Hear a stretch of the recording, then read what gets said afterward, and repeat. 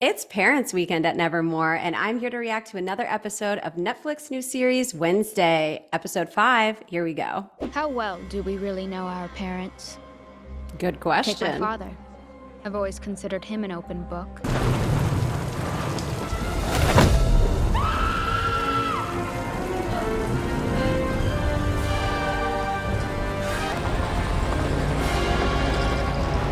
Parents Weekend. I think the one thing to mention about the beginning of this episode was the way that she says, I thought that my dad was always an open book. And one of the ways that she described him was exaggerated displays of affection. This is important because we see this happening throughout the entire season so far. And Wednesday presents the complete opposite. I'm sure you can think of people in your life that really enjoy being very similar to their parents, and then people that really enjoy feeling very independent from them. And as we're getting older, when we're creating our sense of identity, there's a tendency to want to do the opposite of whatever's been presented to you so far in order for you to see if there are other avenues for you to find yourself. I wonder if you feel the same way, and I'm curious and would love for you to comment below on how is your relationship with your parents and or your caregivers. Do you feel like you consciously or unconsciously paid attention to the way that their behaviors made them present in the world? And did you like it or not like it? And do you emulate them or not emulate them? This is bound to be a great episode. Let's continue. I left a dozen messages on her crystal ball. Still no reply. Typical teenage behavior. Nevermore was created as a safe haven for our children to learn and to grow, no matter who or what they are. Eugene is on the mend and is expected to make a full recovery. So let's focus on the positive. Let's get this over with. They are really, really bonding. There she is. Since you've abandoned me here, I've been hunted, haunted, and the target of an attempted murder. Ah, Nevermore, I love you so. Let me look at you. 1,000. Do you 1,000? Have you not been waxing? 3 seconds. I'm assuming that what Enid was doing right there was maybe one of two things. One, she was just counting how long it would take for her mother to say something judgmental about her, which is something that she just said earlier in the episode. But another thing that she could be doing is attempting to regulate her physiology, expecting that her mom is going to be criticizing her and not wanting to react in a certain way. In the last episodes, we've seen that she has difficulty at times not having her claws come out when she's either excited, anxious, or both. And this could be something that she is doing to just stay regulated. And it's actually something that could be really beneficial for each of us. When we are entering into an environment where we are expecting that we are going to be judged, criticized, ashamed, anything that could really make us feel uncomfortable, if we check in with our physiology and activate our parasympathetic nervous system, it's going to allow us to experience more of a relaxed, calm state that can in turn actually also allow us to connect and communicate better with the people around us. Not sure how much more of this family togetherness I can take.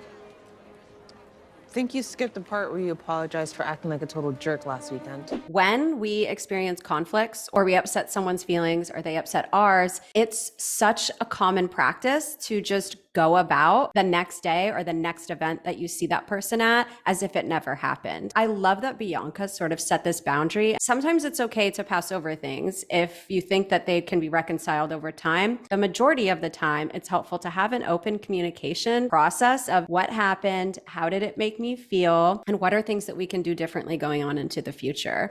I'm sorry for what happened at the dance. Okay. I shouldn't have asked you to siren song me like that. Gabrielle hasn't shown her face since I started here. My darling daughter, Ooh. I made it. Unfortunately, Wednesday's assimilation has been rocky at best. Because I refuse to embrace the culture of dishonesty and denial permeating the school. Dr. Kinbott and I have spoken, and we both agree it would be most beneficial for you all to attend a family session this weekend. No. No. What's wrong? It's hard to stomach a murderer wandering around town scot-free. At least they care enough about Wednesday to go to therapy with her. Tyler, come on, please, we've been through this. You know Reggie, the local coroner? He just blew his brains out. When they introduced Reggie's character, they introduced him as someone who was excited to retire, to trade his career for Mai Tais and a 4-week cruise with his wife. Taking Reggie's specific character outside of this show and just referencing that somebody who could be experiencing suicidality might be in a place where they actually look super happy and they actually have a lot of things to look forward to. Suicidality doesn't just happen because of mental illness. It can happen really impulsively as a result of a specific event. One of the signs that we learn as therapists while we're going through our training is when we have a client that is experiencing severe depression or severe isolation or intense detachment from the things that they used to find pleasurable at one point, which is a symptom of depression, but can also just be a symptom of mental degradation. If the client starts coming in and has completely switched and doesn't have a disorder like a mood fluctuating disorder, then it's something to be mindful of. Often when people feel like their life is a complete misery and then they come to the final decision that they're going to attempt to take their own life, they can feel as though the burden has been lifted off of themselves. They can feel as though they can see the light at the end of the tunnel and they can see that there's a solution to their problems. One thing that I really want to leave you with on this topic is that the research has shown that it does not make someone more suicidal to directly ask them the question, do you feel like killing yourself? Or have you thought about killing yourself? When those words come out of your mouth in a non-fearful manner, it can allow people and really give them permission to say those words out loud as well, with a decreased fear that they're going to be judged for it. And we'll talk a little bit more about suicidality at the end of the episode. The family session. So, who wants to start? So that beginning question wasn't a bad question, but I feel like it could have been asked in a better way. To say who wants to start, it doesn't look like anybody wants to start. You know, I guess I just wouldn't have started off with that question at all. I would have really gone into the purpose of the session and given them an idea of what they can expect to happen, because it can be really anxiety provoking, the first family session. And typically families only go into family therapy when there's problems that they're having difficulty discussing. So the first thing to do would be to alleviate some of that natural anxiety that comes from the unexpected or the unknown, and fill them in on when the process will end, that there'll likely be a summary at the end, that you'll want to try to make people have equal communication, that everyone's going to be respected, and you'll also want to lay down the rules. Now, if you actually have a client that you are bringing the family in to help facilitate some problem resolution for the client, then it should be expressed that there is already a relationship between said client and therapist, but that the therapist is going to do the best they can to remain as neutral as possible. For me, it's been hard not having Wednesday around. How have you been coping? It's been torture for us, too. Fortunately, my brother Fester's rag fits two people.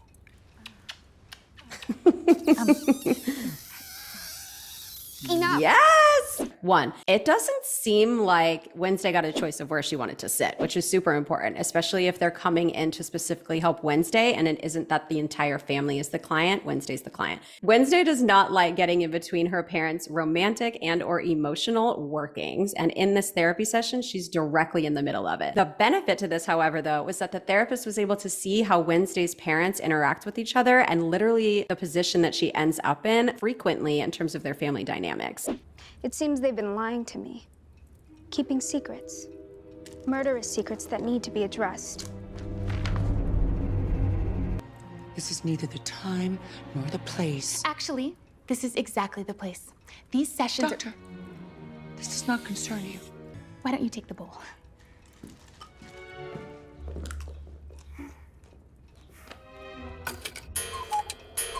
The cuckoo clock is absolutely and completely inappropriate for so many reasons, especially because sessions can roll over if someone is experiencing a really deep emotional cathartic release. And you don't want the session to end with something like a cuckoo clock going off, simply because of the societal implications that it has, the metaphors it can represent, and also how shocking it can be to the nervous system if someone's dissociated or really upset. It can put the switch inside of you and just completely dysregulate you. As much as the therapist was correct in the fact that this would have been a great place for them to process the fact that her parents have been lying to her, or at least withholding information that would be really important to the fact that she attends Nevermore Academy. But it's not the therapist's place to jump in the middle of a conversation when it's happening in the way that it was happening. It can be beneficial if it's starting to get heated. It's important to sort of shut it down, but there's no indication indication that it was going to result in any physical violence or anything of that nature. And it can also really create a rupture between anyone in the family and the therapist. And you can see that that's what happened here. And it does often happen a lot. Now, the benefit to this happening in session is if Dr. Kinbott was going to continue to work with Wednesday and her family, and the family was willing to come back in, then the therapist just got really great insight into the family members, their defense mechanisms, how open they can be, how they communicate with one another, and so on. And all of this information, this real world naturalistic information and data that the therapist just received, seeing it all really happen in action as if it wasn't in a therapy room, can be really beneficial to figuring out what are the next steps and what are the actual presenting problems in this family, and the fact that they just aren't living the ideal life that they want to as a family, at least not on Wednesday's behalf.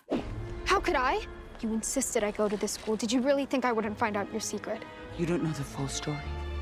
Your father did nothing wrong. I'll be the judge of that. Morning Song community misses you.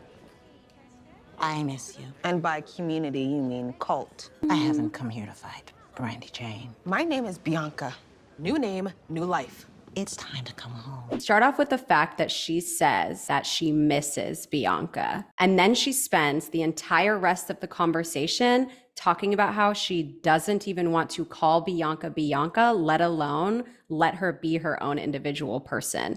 So how can she actually miss Bianca and who she is, who she's talking to, if she completely rejects the reality of Bianca? This also reminds me a lot of people that are in the queer communities, people that are in the trans community that want to change their identity to who they truly are and not the identity that they were prescribed from the moment that they were born. And how many times children get denied that reality. Curiosity and compassion, just like I said in the last episode, and just like I say all the time, is one of the best ways to actually communicate and connect with the people around you. Oh. You actually married him. He wants you to come home so that we can be a real family. This wasn't a request. And if I refuse? Then everybody here's gonna know how you sirened your way into Nevermore. Sooner or later, they will see through you. A siren can never change her scales. Oh my God. One of Bianca's biggest fears was that she hates that she can never know people's true feelings because she has her siren abilities. And now her mother is using that deepest fear against her, something that she's probably aware of, something that the mother probably has had to deal with in her life as well, which would mean she should be more sensitive and more prone to care around this circumstance for Bianca. Bianca's mom really made it seem like Bianca's only purpose on the planet was to fulfill whatever her mother could not. There are so many times that parents are coming from a good place, or they don't know how else to communicate, or it comes from a place of fear of my life was really difficult and I want your life to be easier. And so there doesn't have to be bad intentions, but the main priority should be seeing your children for who they really are and not threatening them to get what it is that you want. Babies miss you, Eugene. Do you? We all do. Didn't mean to startle you, dear. Very rarely have we seen Wednesday get startled throughout this show. It's rare that Wednesday gets startled when she's in her element and or she's not emotional. But she opened up a little bit here when she said, we all do. And that made her more sensitive and more vulnerable. So her guards were down a little and she was feeling. And I think that that's part of why when she felt that on her shoulder, she jumped. Eugene hasn't had the easiest time fitting in at Nevermore. He was so excited to finally make a real friend. Well, I brought him some honey. Just saw Doc last week. He's planning a cruise with his wife. He seemed all excited about retirement. Right. I guess you never really know what's going on through someone's mind. Exactly. Bullet, apparently. We need to tell her. Tell her what? She'll never believe us.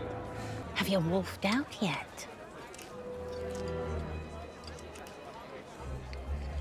No. That is a disappointment.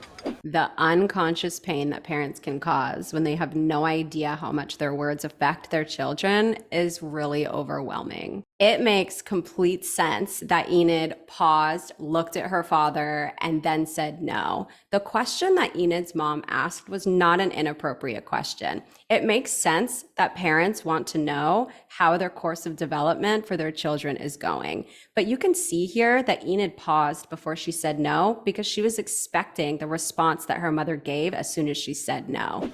Well, that is a disappointment. That's me. Huge disappointment.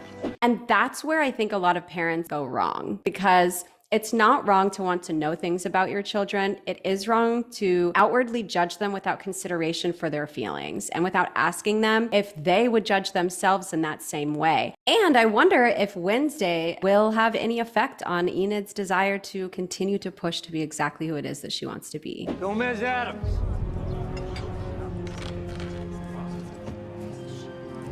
How can I help you, Sheriff? You're under arrest for the murder of Garrett Gates. You the right to remain silent? Garrett was infatuated with your mother. He mistook her kindness for interest. Addams! And that's when I saw him. He had broken into the school. His twisted love for your mother had made him insane. Driven by jealousy and hate, Garrett was unstoppable. This is a great example of what I mentioned at the end of episode 3, where I was talking about how there are these, quote unquote monsters that can live within us, that can make us do monstrous things. And Gomez here was just talking about how Garrett was filled with jealousy and hate as monsters that can lead us to do things that we wouldn't otherwise do. And we can see that that's happening here with Garrett. My survival instinct kicked in.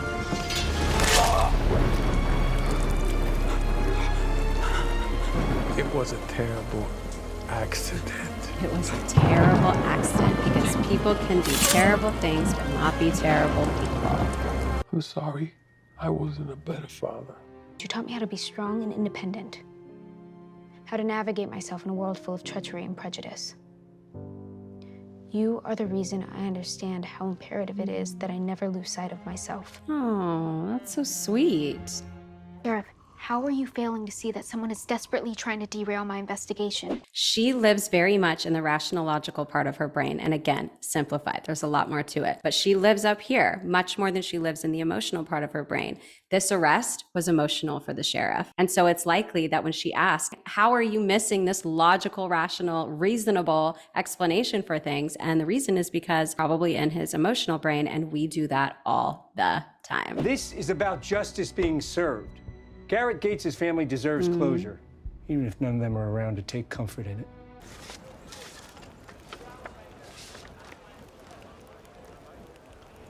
So camps for lycanthropy conversion?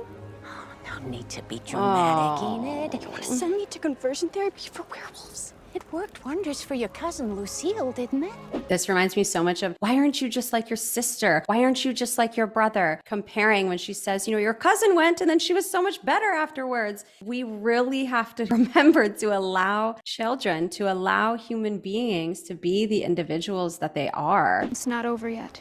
He's innocent. Well, if anyone can figure out who really committed the crime, it's you. You have to find out the truth. He really looks up to her and loves Until that her. happens, we both know Mother will be falling apart. Actually, I rejected them. Why? Because I was a member? I'll never live up to your legacy here. Why would you send me somewhere where I could only ever exist in your shadow? So go on, ask. Father didn't kill Garrett Gates, did he?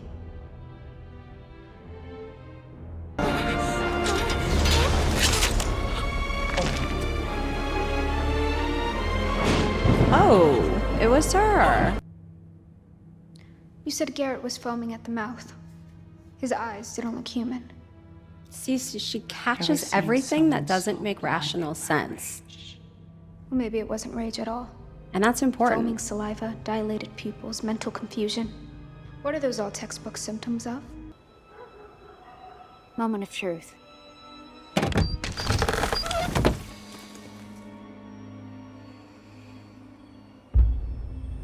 Hello, Garrett. I was right. Prove to me you're still worthy to be called my son! Kill all those outcasts! Sneak into that dance and spike the punch bowl.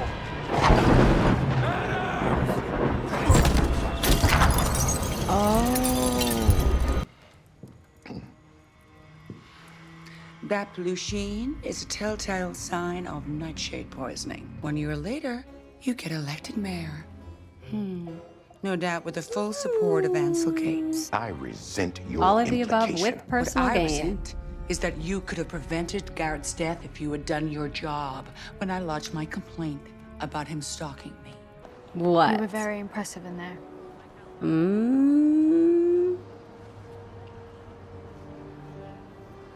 When did your visions begin? A few months ago. Before I left Yay, the she's opening up. I'm sorry you didn't feel you could tell me. It is such an important thing that parents know how to apologize and that parents say sorry. When she said, I'm sorry that you felt like you couldn't tell me, that can mean everything in the world to a child. She's not doing all of these things that you can see all of these other parents doing, but Wednesday still had an adverse reaction to Morticia being her mom in general. It can happen regardless of the type of parent that you are, and being able to own up to that and just simply acknowledge that that's the situation that you're in with your children can really be repairing. It can allow the child to feel like, okay, maybe you weren't aware of my reality in totality, or maybe you never meant to affect my reality in this way, but you acknowledge that my reality exists. And that makes me feel so much better about who I am as a person. Given my disposition, my visions tend to be positive. That makes me a dove. And for someone like me, who sees the world through a darker lens, You're a raven. Your visions are more potent, more powerful.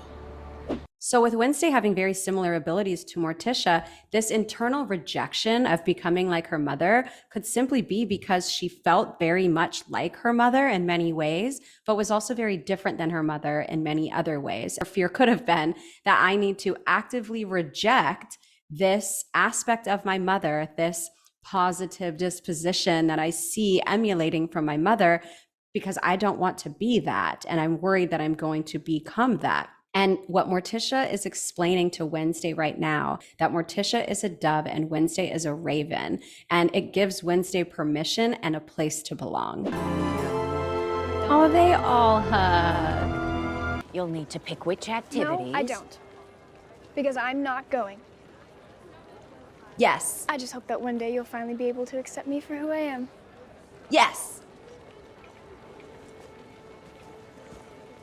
That was an okay reaction from the mom. Now, was it the best reaction from the mom? No, but it's much better that the mom walked away to process her feelings than to come back with another statement that would have degraded Enid's individual journey. So Enid's actually getting her boundaries respected. She's not having her mother oblige her desires, but she is having her mother respect her boundaries by walking away and not saying another thing that's going to hurt Enid's identity. I'm proud of you, kiddo. You do you.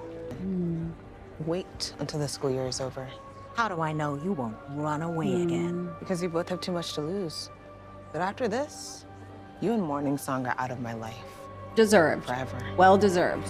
I did witness Roan getting murdered that night. Excuse me. When Roan appeared the next morning, it was you. You see, when you participated in the talent show with my mother, not only did you impersonate Judy Garland, you became her. I did what I needed to do to shield the school from controversy and protect its students from harm. Tell that to Eugene.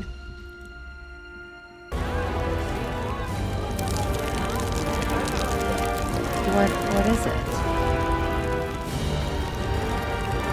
Fire will rain. Apparently fire will rain, and we will find out what that means in hopefully the next episode. We are more than halfway through at this point. I think we have 3 more episodes to go. I'm really excited. I still have no idea who the monster could be, but they keep making references and showing Miss Thornhill over and over again, it's probably a distraction, but it's caught my eye. And as I said, this episode talked about suicidality. And so I just want to introduce to anyone who may not know that in the United States, there's now a new number that came out in the middle of July of this year, the 988 number. When you call it, it will route you to a local crisis hotline that can directly help you, and you can get with people who understand what it's like to have these experiences. I also just want to throw in another reminder that, again, it does not make somebody more suicidal to ask them if they are. And we need all the people that we can get on this planet that are asking people how they are and how they're doing and actually listening to their responses.